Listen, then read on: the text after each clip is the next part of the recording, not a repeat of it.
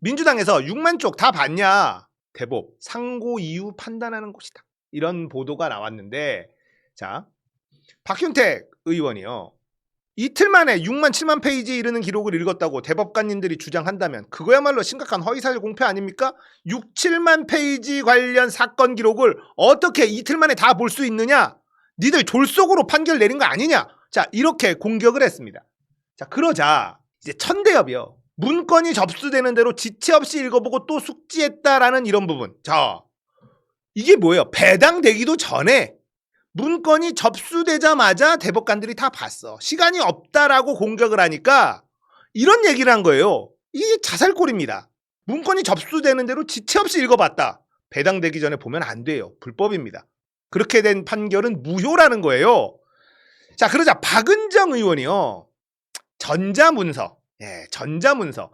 이걸 이제 전자문서를 읽어봤다라고 얘기를 했거든요. 복사할 시간도 부족한데 이러니까 전자문서로 봤다고? 전자문서로 지체 없이 읽어봤다고? 좋아. 언제 이 전자문서를 언제부터 언제까지 제대로 읽었는지 답변해줘야 된다. 로그 기록 내라. 이걸 박은정 의원이 땅 던집니다. 이게 홈런이에요. 거의 끝내기 말로 홈런이 박은정 의원의 이 발언이었습니다. 자, 그런데 대법이 뭐라 그러냐? 자, 공격이 너무 매서워. 야, 우리가 예측한 게 아니야.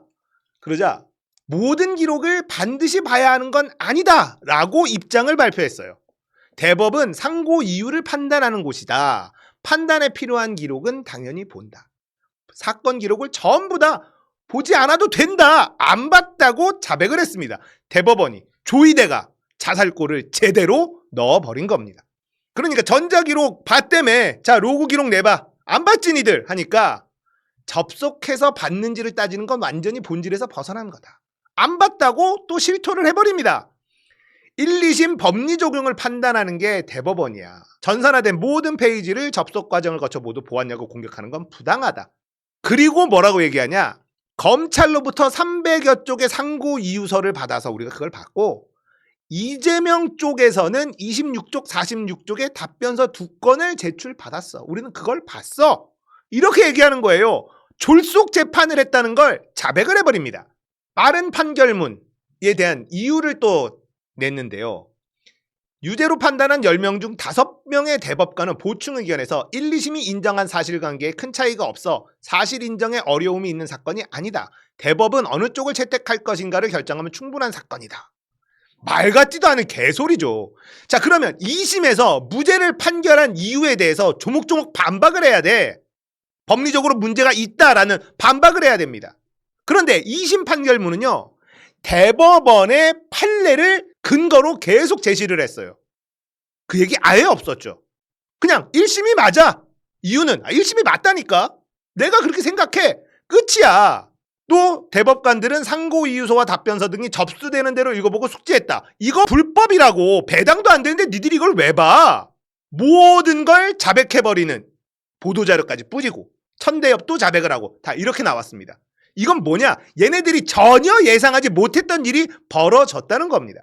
최민희 의원이 조이대 대법원장은 파기환송을 정해놓고 증거를 취사 선택에 끼워 맞췄습니다. 라고 합니다. 자, 사건을 안 봤다. 증거도 안 봤다. 라는 게 뭐냐? 판결 조작입니다. 조이대가 안 읽은 문건 공개합니다. 박근혜 정부 총리실 문건. 여기 보면 공공기관 지방 이전 국정과제 실태 점검해서 부진하면 인적 문책한다고 분명히 써 있어. 이러면 협박으로 느낄 수 있지. 근데 성남시가 국토부 압박 받은 게 없다고 거짓 판결을 했다. 여기 써 있잖아. 부진하면 인적 문책하겠다. 이걸 받은 지자체장이 협박으로 느낀 게 뭐가 문제야? 당연히 느끼지. 자, 이런 식으로 수많은 공격이 들어오고 있습니다. 대법관들은요, 지금 엄청 당황했어요. 이때까지 이런 적이 없거든요. 자, 이제 저의 분석 들어갑니다. 니들이 생각하는 대로 잘 안 흘러가지. 조이대와 그 일당들이요, 당황하는 기색이 역력합니다. 내놓는 해석이 아주 가관이잖아요. 대법원은 검찰의 상고 이후 9일 만에 판결을 내놔버렸어요. 그것도 2심을 뒤집는 판결을요. 대법원이 이렇게 빨리 결정을 내린 경우가 없습니다. 그러니 국민들은 의심할 수밖에 없죠. 7만 쪽에 가까운 재판 자료를 전원합의치 해부한 지 이틀 만에 다 봤냐?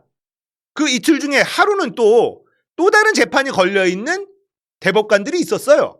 사건 기록을 다 볼 시간이 없었잖아. 근데 유죄 판결을 내렸어? 2심을 뒤집었어? 그럼 이미 답은 결정해놓고 한 거 아니야? 이런 질문을 계속 하는 거예요. 국회에서 천대엽한테 7만 페이지 자료 어떻게 다 볼 수 있었냐? 복사할 시간도 없는 거 아니냐? 7만 페이지 복사할 시간도 그 시간에 다 못한다. 그러니까 천대엽이 어버벅거려요. 옆에서 뭘 툭 찔러줍니다. 그러더니 천대엽은 전자문서로 봤다고 대답을 해요. 여기서 돌발 변수가 생긴 겁니다. 복사할 시간도 없었던 거를 설명할 길이 없자 전자문서로 봤다는 거짓말을 해버린 거예요. 전자문서라면 복사할 시간이 필요 없으니까 말은 되지. 그러자 박은정 의원이 전자문서로 봤어? 그러면 로그 기록이 남을 텐데? 자, 열람한 로그 기록 제출해. 박은정 의원의 카운터 펀치 한 방에 이놈들이 와르르르 무너지기 시작을 한 겁니다. 박은정 의원이 진짜 끝내기 말로 홈런을 날려버린 겁니다. 그동안에는요, 어떤 괴상한 판결이 있어도 사법부의 판단을 존중합니다. 이렇게 말해왔던 게 관례였어요. 대법원의 판단을 부정하면 삼권 분립을 부정하는 꼴이 되어버리니까 조국 대표도 너무나 억울하게 감옥을 갔지만 대법원의 판단을 존중한다 말하고 감옥에 갔습니다. 늘 그래 왔어. 그렇다 보니까 이놈들은 이번에도 이재명을 날리는 짓을 해버린 겁니다. 대법원의 판단을 존중해야지. 니들이 어쩔 수 있어. 어쩔 건데 이러고 날려버린 거예요. 거기다가 대법관 10명이 결론 내린 건데 이제 이재명은 끝났어. 우리가 결정하면 다 끝나는 거야. 이런 생각을 가지고 있었던 겁니다. 그리고 얘네들이 플랜을 세울 때 여기에 변수가 있을 거라고 생각하지 못했어요. 그런데 이번에는요, 사법부의 판단을 존중한다는 말이 나오질 않아요. 7만 페이지 자료를 읽었냐고 자꾸 물어보고 전자문서를 읽었다는 천대엽의 거짓말 때문에 로그 기록 제출하라고 요구를 하고 이틀 만에 100만 명 이상이 서명을 해요. 대법원 앞에 사람들이 구름처럼 모여듭니다. 이거 뭐야? 이거 맞아? 이것들이 왜 이러지? 야, 우리 대법원이야. 존중해. 존중 안 할 거야? 분위기가 자기들이 판단한 대로 흘러가지 않자 해명을 내놓는 게 자살골이더라. 모든 자료를 봐야 하는 것은 아니다라고 해명을 해. 로그 기록을 요구하는 것은 본질에서 벗어난 거라고 해요. 상고 이유서와 답변서는 봤다고 얘기를 해요. 그거면 충분하잖아. 왜 그래 도대체? 지금까지 그렇게 해왔다고 우리는. 뭐가 문제야? 이런 해명을 해버린 겁니다. 국민들은요, 이 새끼들이 이거 지금까지 이따위로 재판을 했다는 거야? 이런 분노가 터지기 시작한 겁니다. 자, 민주당 의원들이 7만 페이지 복사할 시간도 없었다는 공격에 전자문서가 있다는 변명을 해서 넘어가나 싶었는데 박은정의 말로 홈런으로 대법원의 민낯이 드러나 버린 일까지 번져버린 겁니다. 이게 정말 짧은 시간에 일파만파 번져버리고 대법원이 이때까지 했었던 일들까지 재판을 개판으로 했었던 이 모든 민낯이 다 드러나버린 겁니다. 공정한 재판 따위는 관심도 없는 것들이 대법관들이라는 것을 실토해버린 거예요. 자, 양승태 사법거래, 이거를 기억해 봅시다. 양승태가 최종 보스 같아. 이런 평가들이 있지만 사실 판사들의 생각이 거의 비슷하다고 보면 된다라는 겁니다. 자, 양승태는요, 박근혜 때 강제징용 배상 판결을 늦춰달라는 요청을 받습니다. 물론 그 요청을 받으면 안 되죠. 근데 양승태는요, 이 요청에 갑자기 딜을 치기 시작을 한 거예요. 대법관들이 하는 일이 너무 많다. 대법원 숫자는 너무 조금인데 상고법원을 따로 만들어달라. 3심을 주로 하는 법원을 따로 만들어. 그리고 대법관 말고 상고법원 판사들을 또 뽑아서 거기다가 집어넣자. 이게 뭔 말이냐? 대법관들이 너무 많은 일을 하니까 대법관을 늘려서 일을 나누면 그만이잖아. 그게 싫다는 거예요. 대법관의 숫자가 많아지면 권한을 나눠 먹어야 되잖아. 그건 싫고 일이 많은 건 해결해야겠고, 그래서 상고법원이라는 걸 따로 만들어서 대법관들은요, 진짜 중요한 사건만 영웅처럼 땅 등장해서 다루겠다는 겁니다. 이게 대부분의 판사들의 요구라고 보면 돼요. 이게 양승태의 사법거래입니다. 이걸 기소한 게 누구야? 윤석열입니다. 하지만 이 사법거래 사건은 판사들, 연루된 판사들 모두 무죄 선고받았어요. 왜? 판사들이 판결을 하니까요. 검사를 기소할 수 있는 공수처를 만들었잖아요. 그랬듯이 판사를 판결할 수 있는 특수법원을 만들어야 됩니다. 이놈들은 법 위에 군림하는 계급이라는 인식을 아주 당연한 듯이 하고 있어요. 그러니까 조의대와 대법관들이 이재명 재판을 이딴 식으로 할 수 있었던 겁니다. 자, 대법원의 황당한 변명으로 대법원의 민낯을 국민들이 다 알게 됐습니다. 자, 이놈들이요, 진짜 당황하고 있습니다. 방구석에 앉아서 판결만 하던 놈들이 당황할 수밖에 없어요.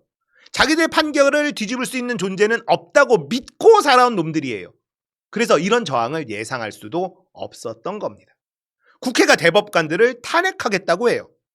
이놈들은 이게 가능하다는 생각을 한 적이 없었어요. 조의대와 그 일당들이 다음 스텝을 어떻게 밟을지 매우 궁금해집니다. 아마도 계속되는 희대의 삽질을 예상하는데 그 이유는요, 이놈들이 상상력이 결여돼 있기 때문에 그래요. 내가 대법관인데 내가 결정하면 아무도 못 건드리는데 지금까지 대법원 판결에 저항한 인간들이 없었는데 조국도 한명숙도 우리가 눈 질금 감고 감옥에 보내버렸지만 아무도 저항 안 했잖아. 다들 대법원의 판결을 존중한다고 했거든. 우리가 이 나라의 왕이야. 이런 생각을 너무 강하게 가지고 살아온 인간들입니다. 그리고 그 역사가 너무 오랫동안 이어져 왔어요. 자, 인혁단 사건처럼 대법원이 사법살이를 한 일도 있었죠. 하지만 그렇다고 해서 사법부가 처벌받은 적 있습니까? 없다고. 그러니까 법은 우리랑 상관없어. 법은 우리가 개돼지들을 다스리는 도구지 우리한테는 적용이 안 돼. 이런 마인드로 너무 오랜 시간 동안 살아왔다는 겁니다. 자, 일단 국민들이 그리고 민주당이요, 대법원의 판단을 존중한다는 말을 하지 않은 것부터 이놈들은 멘붕이 오기 시작했을 거다. 이거 뭐야? 여론조사가 나오는데 이재명 지지율이 더 올라갑니다. 이거 뭐지? 그동안 자료를 다 보지 않고 판결에 왔는데 이거 가지고 난리가 났어요. 이게 뭐지? 민주당이 대법관들을 탄핵을 한다고 해요. 이거 뭐지? 당황할 수밖에 없는 겁니다. 이건 예상에 없었어요, 이놈들. 왜? 상상력이 없거든. 이때까지 늘 그렇게 살아왔기 때문에 이런 변수가 일어날 거라는 건 전혀 예측하지 못했다는 겁니다. 자, 고등법원 재판부 역시 엄청나게 당황하고 있을 거예요. 재판 취소하지 않으면 우리를 탄핵시킨다고? 판사를 탄핵한다고? 이게 가능해? 근데 가능하네. 한 번도 판사를 탄핵시킨 적이 없다라는 겁니다. 국회에 그런 권한이 있었네? 이거 어떡하지? 너무나 당연했던 것들이요, 저항에 부딪히는 게 이상한 거예요. 판사를 탄핵한다고? 그게 가능해? 가능하구나.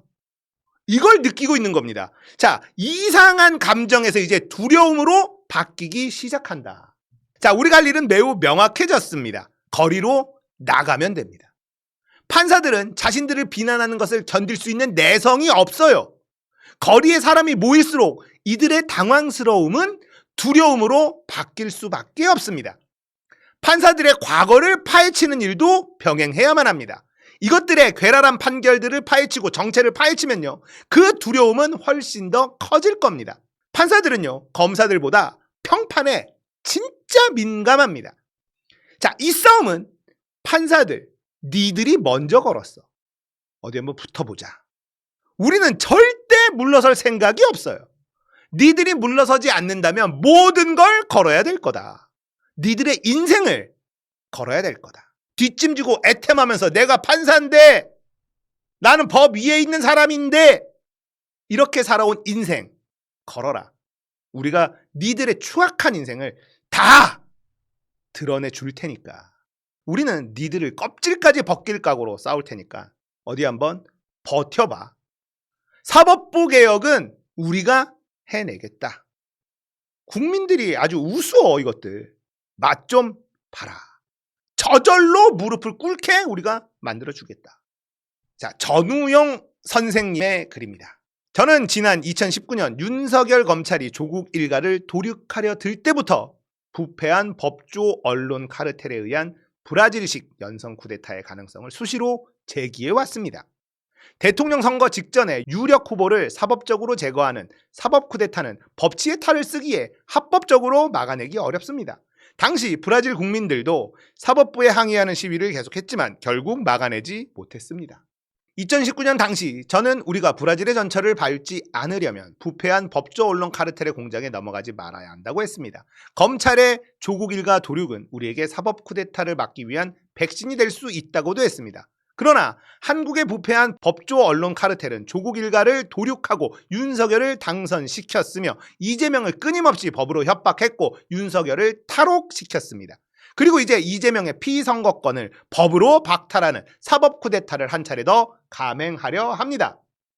짧게는 윤석열이 검찰을 장악한 이유, 길게는 노무현이 부패한 법조 언론 카르텔의 집중 공격을 당하다 서거한 이유, 그들은 연전연승 무패 행진을 계속해왔습니다. 저들이 국민들의 선택권을 자기들 마음대로 제한할 수 있다는 자신감을 가진 것도 이 때문입니다. 법을 무기로 삼는 법비들에게 법의 불공정에 항의하는 민주시민은 그저 맨손의 양민에 불과합니다. 지금의 저들은 맨손의 양민을 학살하는데 아무런 거리낌이 없는 서북 청년단의 후예들입니다. 브라질 국민들이 법비들에게 패배한 이유도 그들이 규탄 성명과 시위로만 법에 맞서야 했기 때문입니다. 지금 한국의 법비들은 이 땅에서 브라질식 사법 쿠데타가 성공할 수 있다고 굳게 믿는 듯합니다. 하지만 당시의 브라질과 지금의 한국에는 근본적인 차이가 있습니다. 당시 브라질에서는 의회도 부패한 법조 언론 엘리트 카르텔과 한편에 있었지만 지금의 한국에서는 유일한 선출 권력 기관인 국회가 법조 언론 엘리트 카르텔에 맞서고 있습니다. 한국인들에게는 사법 쿠데타를 평화적, 합법적으로 진압할 방도가 있습니다. 국회는 헌법과 법률이 허용하는 최대한의 권한을 행사하여 법비의 난을 진압해야 합니다. 법비의 난으로 유혈 사태가 벌어지는 일을 막으려면 시민들도 부패한 법조 언론 엘리트 카르텔의 간교한 선전선동에 흔들리지 말아야 합니다. 시민들이 흔들리지 않아야 선출 권력인 국회가 시험 권력인 법조 언론 엘리트 카르텔의 사법 쿠데타를 진압할 수 있습니다. 지금은, 그리고 아직은 법원과 언론을 믿지 말고 헌법 수호 정당이 다수인 국회를 믿을 때입니다. 이 싸움 지면 난리 나는 거예요. 브라질이 똑같이 사법 쿠데타를 일으켜서 룰라 대통령과 그 다음 대통령을 감옥에 보냈습니다. 그리고 보소나루라는 극우 대통령을 뽑도록 만들었어요. 그리고 브라질은 완전히 망가졌죠. 자, 지금 다시 룰라 대통령인가요? 다시 룰라 대통령이 됐습니다. 지금 이놈들이 딱 그 모델을 실행하려고 하고 있는 겁니다. 막을 수 있습니다. 우리에게는 민주당이 있기 때문에. 깨어있는 시민들의 높은 수준의 의식, 이게 있기 때문에 반드시 이길 수 있습니다. 저들의 전략을 우리가 다 알았기 때문에 저들의 전략을 반드시 막을 수 있습니다. 두려워하지 말고, 쫄지 말고 우리는 우리의 할 일을 해나가자. 반드시 이길 겁니다.